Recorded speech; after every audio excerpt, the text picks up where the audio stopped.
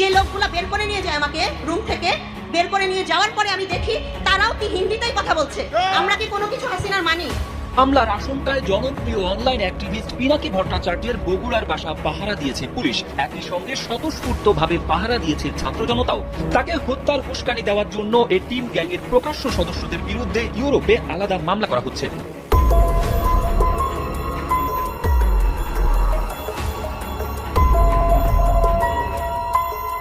আমার মৃত্যু পরোয়ানা জারি করেছে, আমার নাকি কোপানো হবে, অ্যাসিড ছুড়ে মারা হবে ইত্যাদি প্রকাশ্যে হুমকি দেওয়া হয়েছে। ব্যাংককে এপ্রিলের বিমস্টেক সম্মেলনে ভারতের প্রধানমন্ত্রী নরেন্দ্র মোদীর সঙ্গে সরাসরি সাক্ষাৎ হবে প্রধান উপদেষ্টা। মুহূর্তে সচিবালয়ের সামনে আছেন রিপোর্টার তোহা খান তামিম, সরাসরি যাচ্ছি তার কাছে। সচিবালয়ের সামনের যে সড়ক রয়েছে সেই সড়কে এই মুহূর্তে অবস্থান নিয়েছেন এবং বসে পড়েছেন, কেউ কেউ শুয়ে পড়েছেন তৎকালীন বিডিআর সদস্য এবং তাদের যে পরিবার সদস্য রয়েছে সেই সদস্যরা এই মুহূর্তে। সম্মানিত দর্শক, খুবই গুরুত্বপূর্ণ কিছু ভিডিও নিয়ে আপনাদের মধ্যে উপস্থাপন করতে যাচ্ছি। দর্শক, আশা করি সবাই ভালো আছেন এবং ভালো দেখার জন্য ধন্যবাদ এবং সবাই ভিডিওটা দেখবেন খুবই মনোযোগ দিয়ে। এই ভিডিওতে যে চাঞ্চল্যকর তথ্যগুলো রয়েছে সেই তথ্যগুলো আপনারা দেখলে হৃদয়রকম অবাক হতে বাধ্য হবেন। পুরো নেট দুনিয়া তুলবার সৃষ্টি করে দিয়েছেন এবং ভাইরাল যে ভিডিওটি এখন আপনাদের কাছে সেই ভিডিওটি এখন তুলে ধরবো। খুবই গুরুত্বপূর্ণ একটি ভিডিও, না টেনে সম্পূর্ণ ভিডিওটা দেখবেন। চ্যানেলে নতুন হলে সাবস্ক্রাইব করবেন, অবশ্যই পাশে থেকে বেল বাটনটি অন করে দেবেন। দর্শক, কথা না বাড়িয়ে চলুন দেখে আসি সেই সম্পূর্ণ ভিডিওটি। শোক পালনের জন্য সেই শহরে হাসিনা জামানা শেষ হওয়ার পরে আওয়ামী লীগারেরা শ্যামল ভট্টাচার্যের বাসায় হামলা করবে, এইটা প্রায় অসম্ভব একটা ঘটনা। স্ট্যাটাসের শুরুতে তিনি জানান তার পরিবারের ব্যক্তিগত তথ্য ফেসবুকে দেওয়ার জন্য সুশান্তর বিরুদ্ধে আইনগত ব্যবস্থা নেওয়া হচ্ছে। তাকে হত্যার উস্কানি দেওয়ার জন্য এই টিম গ্যাংয়ের প্রকাশ্য সদস্যদের বিরুদ্ধে ইউরোপে আলাদা মামলা করা হচ্ছে। ফ্রান্সে তার বাসার ঠিকানা পাবলিক করে দেওয়া এবং তাকে হেনস্থা করার প্রকাশ্য ঘোষণা যারা দিচ্ছেন তাদের প্রত্যেকের নামে ফ্রান্সের আদালতে মামলা করা হয়েছে।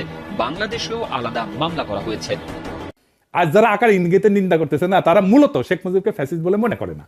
তাদের কাছে বাকশালও একটা ভালো ঘটনা, সুন্দর কপ্তার পাত তো শেখ মুজিবের পাত, ওটা গন্ধ না, বুঝছাও?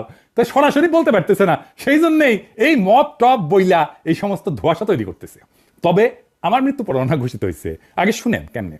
পিনাকি ভট্টাচার্য ফ্রান্সের একটা লয়ের কথা বলি, if you kill someone you don't need to death penalty, maybe life in the prison 10 years 12 years। ফ্রান্সে কি বাংলাদেশের মানুষ নাই? পিনাকির মতন একটা কুকুর এই ধরনের কাজ করে যাবে আর বাংলাদেশের মানুষ এখানে বসে আছে?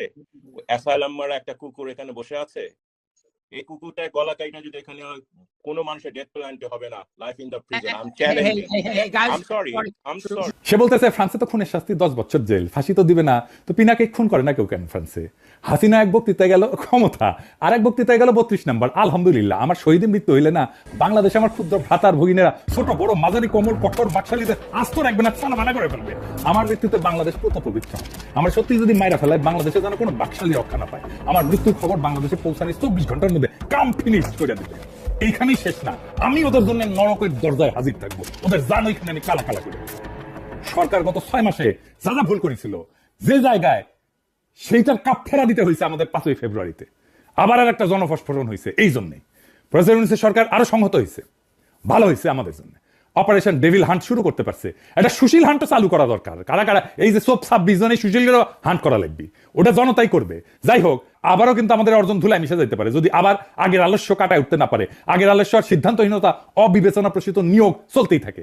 আমি 7ই আগস্ট কি লিখেছিলাম দেখেন, লিখেছিলাম এমন হয়েছে বাংলাদেশের ক্ষমতা এখন হাসিনার বদলে সুপ্পু। তাহলে এত রক্তপাত এত প্রাণদানে লাভ হইল কি? বিপ্লব মানে গণক্ষমতা, সেই বিপ্লব তো সুপ্পুর অনুমোদন নিয়ে কাজ করবে না। সুপ্পু কেন আবদার করে? একে আজাদ কেন এর মধ্যে ঢুকে? ছাত্রদের মতামতে সর্বোচ্চ গুরুত্ব দিতে বলছি, সেখানে তো এটাই বলি নাই যে একে আজাদের পরামর্শ নিয়ে কাজ করতে হবে। এটা তো বলি নাই যে ডিজিএফআই চিফের সাথে আলাপ করতে হবে। এই তত্ত্বাবধায়ক সরকার যদি ইন্ডিয়ান রেসপেন্সার দিয়ে ভর্তি হয় তাহলে কলে জান কালা কালা করে দেবো, করে দিছিলাম কলে, বুঝাও। আর এই প্রক্রিয়া বুঝে হোক না বুঝে হোক, যারা বিপ্লব বেহাত করে দিচ্ছে তাদের আমরা ক্ষমা করবো না।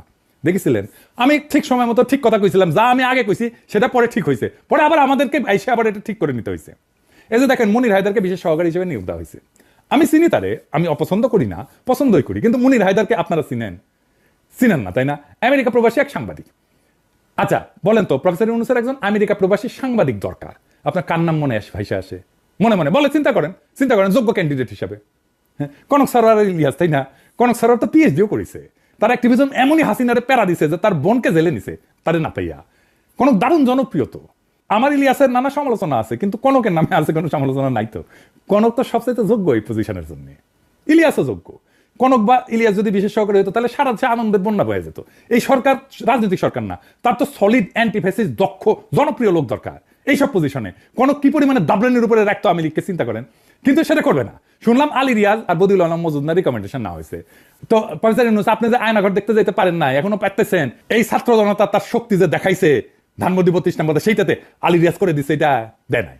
যে লোকগুলা বের করে নিয়ে যায় আমাকে রুম থেকে, বের করে নিয়ে যাওয়ার পরে আমি দেখি তারাও কি হিন্দিতেই কথা বলছে। আমরা কি কোনো কিছু হাসিনার মানি? তাহলে এই বিডিআর এর কেসটা কিভাবে টিকে আছে? আমাদের সেখানে দেখতে হবে যে কারা খুনি ছিল।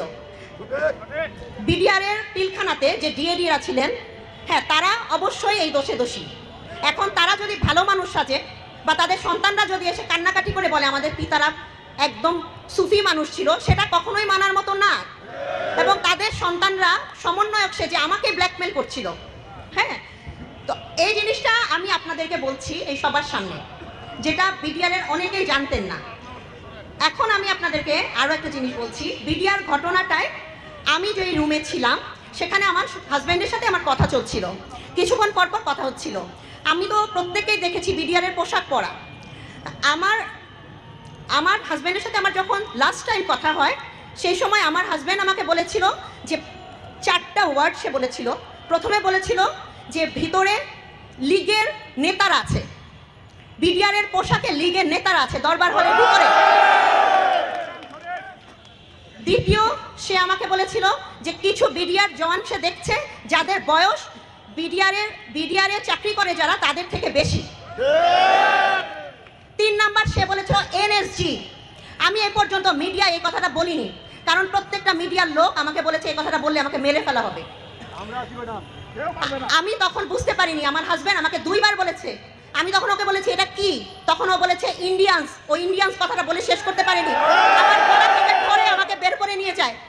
যে লোকগুলা বের করে নিয়ে যায় আমাকে রুম থেকে, বের করে নিয়ে যাওয়ার পরে আমি দেখি তারাও কি হিন্দিতেই কথা বলছে। এই স্টেটমেন্টটা আমি মেজর জেনারেল তারেক সিদ্দিকের মিসেসকে বলেছিলাম 3 মার্চ 2009। যার কারণে আমার সাথে এত মিসবিহেভ করা হয়। আপনারা বলছেন না বৈষম্যর কথা, এই বৈষম্যর কারণে 16 বছর আমি ডাবল মাস্টার্স করা একটা মহিলা, আমাকে কোনো চাকরি দেওয়া হয়নি। আমি প্রাইভেটলি যে সমস্ত জায়গায় চাকরিতে ঢুকেছি, আমাকে সেই প্রতিষ্ঠান থেকে বলা হয়েছে যে আপনি যদি থাকেন আমাদের লাইসেন্স ক্যান্সেল করে দেওয়া হবে। এইভাবে এই জিনিসটা ভুক্তভোগী আমার বড় সন্তানও। আমি জানি না তার ভবিষ্যতে পড়ালেখা বা কি পরবর্তীতে কি হবে। এখন আমি আপনাদের কথা বলি, আপনারা যে আন্দোলনটা চালাচ্ছেন, আপনারা যদি সঠিক হয়ে থাকেন আমি বরাবরই আপনাদের সাথে আছি। আপনারা যদি কোনো দোষ করে থাকেন আপনারা সেটা স্বীকার করেন, এবং আপনারা সঠিক হয়ে থাকেন আমি আমার জীবন দিয়ে হলেও আপনাদের সাথে থাকবো ইনশাআল্লাহ।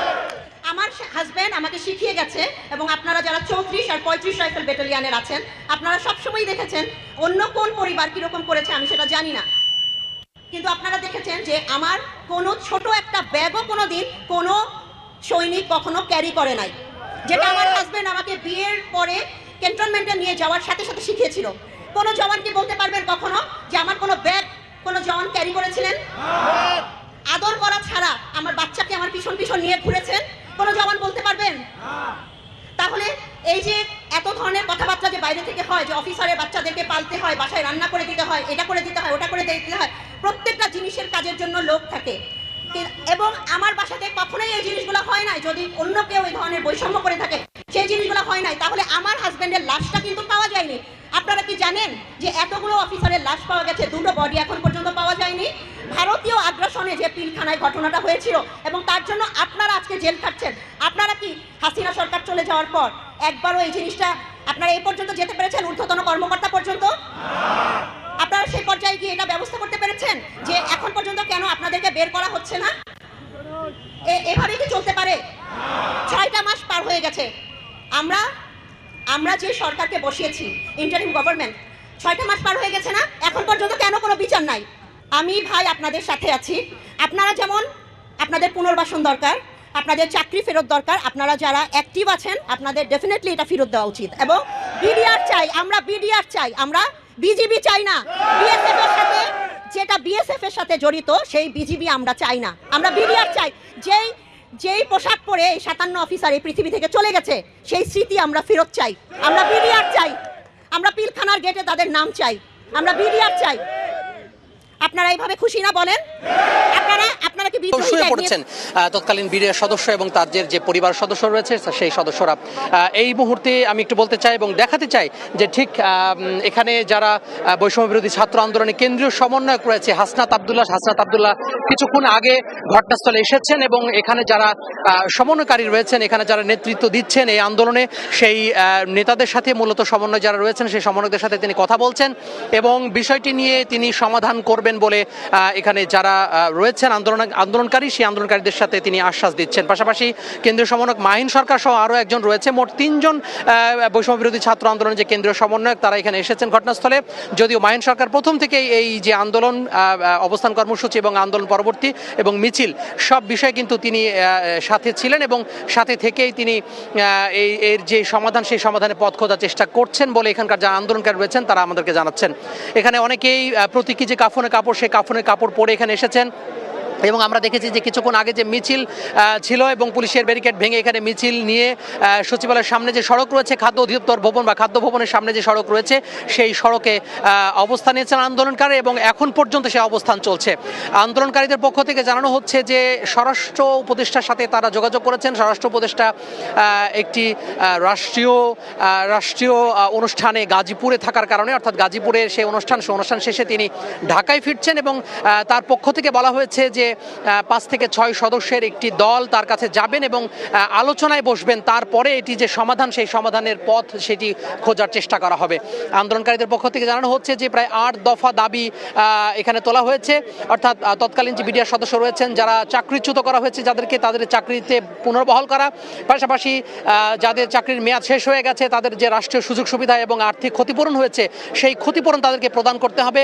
পাশাপাশি যারা হত্যাকাণ্ডের শিকার হয়েছেন 57 সেনা অফিসার সহ 10 জন বিডিআর সদস্য, মোট 74 জন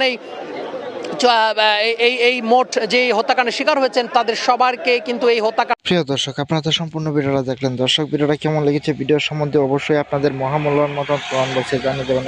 এই ভিডিওতে যে চাঞ্চল্যকর তথ্যগুলো রয়েছে সেই তথ্যগুলো আপনাদের তুলে ধরেছি এবং তথ্যগুলো দেখে আপনাদের